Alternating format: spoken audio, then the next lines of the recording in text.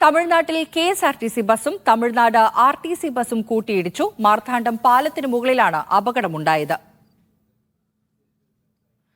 RB Sanoop വിവരങ്ങൾ നൽകാൻ ചേരുന്നുണ്ട്. സനൂപ്, എങ്ങനെയായിരുന്നു, എപ്പോഴാണ് ഈ അപകടം സംഭവിച്ചത്? എന്തൊക്കെയാണ് ഈ നിമിഷത്തിൽ നൽകാൻ കഴിയുന്ന വിവരങ്ങൾ? ഉച്ചയ്ക്കാണ് അപകടം ഉണ്ടായത്.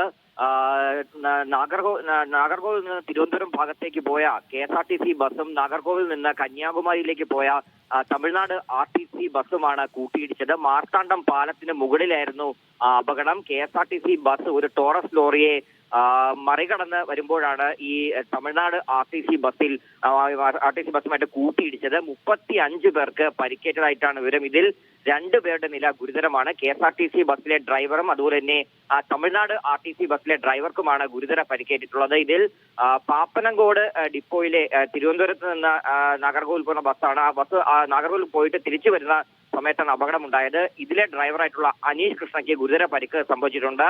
ഇവിടത്തെ വിവിധ ആശുപത്രികളായിട്ട് പരിക്കേറ്റവരെ മാറ്റിയിട്ടുണ്ട്. കെഎസ്ആർടിസി ബസ്സാണ് ഈ അപകടം വരുത്തിയെന്നാണ് ഇപ്പോൾ ദൃക്സാക്ഷികൾ പറയുന്നത്. കാരണം ഈ മാർത്താണ്ഡം പാലം അത് ഈ ചെറിയ ഒരു മേൽപ്പാലമാണ്.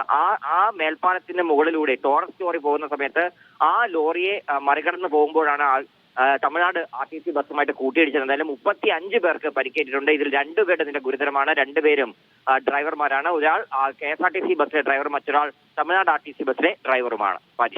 ശരി, തമിഴ്നാട്ടിൽ ബസ്സുകൾ തമ്മിൽ കൂട്ടിയിടിച്ചുണ്ടായ അപകടത്തിൽ 35 പേർക്കാണ് പരിക്കേറ്റിരിക്കുന്നത്. വിവരങ്ങൾ നൽകിയത് ആർബി സനൂപ്.